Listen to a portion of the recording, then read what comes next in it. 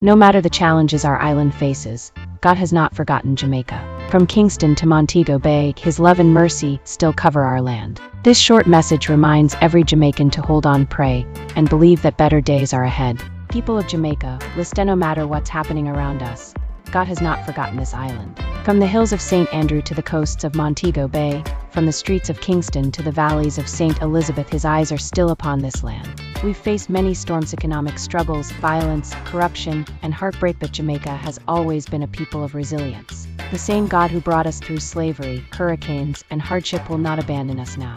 This is the time for us to return to the foundation that once made this nation strong: faith, love, and unity.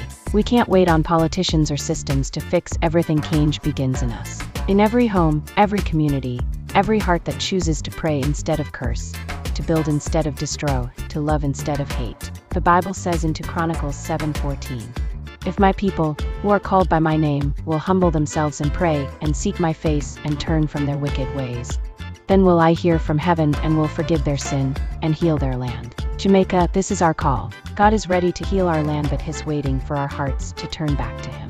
So today, even if you feel discouraged, lift your head, pray for your country, speak life over your parish, bless your children, believe that the best days of Jamaica are not behind us, but ahead of us. Remember, no matter what darkness seems to cover the island, the light of God still shines over Jamaica. And as long as there are praying people, there is still hope. May God bless you, and may God bless Jamaica, land we love.